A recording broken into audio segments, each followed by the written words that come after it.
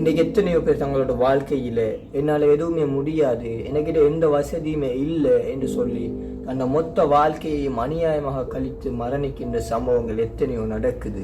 எல்லா வசதியும் இருந்தும் கூட முயற்சி இல்லாத காரணத்தினால தன்னை மொத்த வாழ்க்கையையும் அநியாயமாக கழித்து மரணிக்கின்ற சம்பவங்களும் நடக்குது.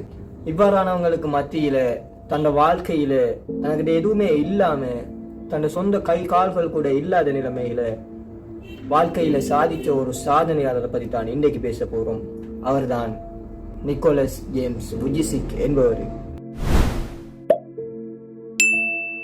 இவர் ஆஸ்திரேலியாவோட மிக பெரும் ஒரு ஊக்குவிப்பு பேச்சாளராகவும் இன்றைக்கு இன்டர்நேஷனல் மோட்டிவேஷனல் ஸ்பீக்கராகவும் திகழ்றாரு. 1982 ஆண்டு டிசம்பர் மாதம் 4ஆம் தேதி ஆஸ்திரேலியாவோட மெல்போர்ன் நகர்ல பிறக்கிறாரு. இவர் பிறவியிலேயே டெட்ரா அமெலியா சிண்ட்ரோம் எனப்படுற ஒரு கொடூர நோயினால பாதிக்கப்பட்டு தந்த கை கால்களை இழந்து தான் பிறக்கிறாரு.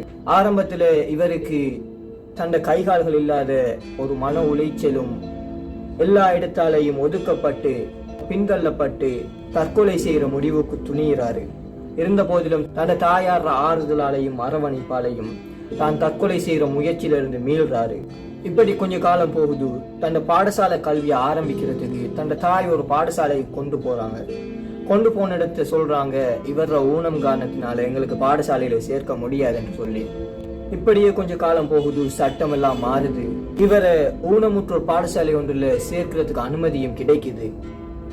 இப்படி அந்த பாடசாலையில சேர்ந்து தன் ஒட்டுமொத்த அறிவையும் வளர்த்து கொள்றாரு. எழுத்தறிவுல இருந்து கணினி அறிவுல இருந்து ஏன் டென்னிஸ் விளையாடுற அளவுக்கு கூட தன் திறமைகளை வளர்த்து கொள்றாரு. இப்படியாக 7ஆம் தரத்துல ஒரு மாணவ தலைவராகவும் தெரிவு செய்யப்படுறாரு. அப்படியே கொஞ்ச காலம் போகுது. தன் 17ஆவது வயசுல த லைஃப் வித்அவுட் லிம்ஸ் எனப்படுற ஒரு நான் ப்ராஃபிட் ஆர்கனைசேஷன் ஒன்றை நிறுவுறாரு.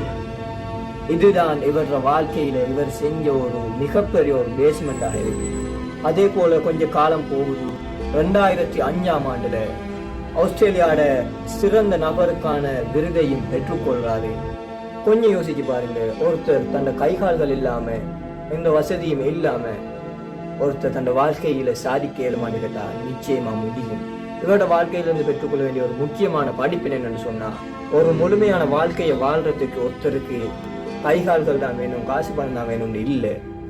தன் பகுத்தறிவை கொண்டு தன் முயற்சியால எந்த அளவுக்கும் போய் வெற்றி பெற்று திரும்பலாம் என்ற ஒரு தன்னம்பிக்கை ஒவ்வொருத்தருக்கும் வரணும். இவரோட தத்துவம் ஒன்று இருக்கு. என்னன்னு சொன்னா, if you can get a miracle become one. ஒரு அதிசயம் கிடைக்க பெறவில்லை என்றால் நீயே ஒரு அதிசயமாக என்றுதான் இவரோட வாழ்க்கையோட தத்துவம். அதனால நம்ம எத்தனையோ பேர் இன்றைக்கு சின்ன சின்ன குறைகளை வச்சு கொண்டு என்னால் எதுவுமே செய்ய முடியாது, எனக்கு எதுவுமே தெரியாது, என்னால் எதுவுமே ஏலான்னு சொல்லி அந்த வாழ்க்கையை ஒட்டு மொத்தமாக வீணாக்கி உலகத்துல பிரயோசனம் இல்லாம வாழ்ந்து மரணிக்கிறாங்க. அப்படி இல்லாம நமக்கிட்ட எது இருக்கோ அதனை கொண்டு திருப்தி அடைந்து கொண்டு தன் வாழ்க்கையை வாழ்ந்து சாதனை படைக்க வேண்டும் என்று கூறி விடைபெறுகின்றேன். நன்றி.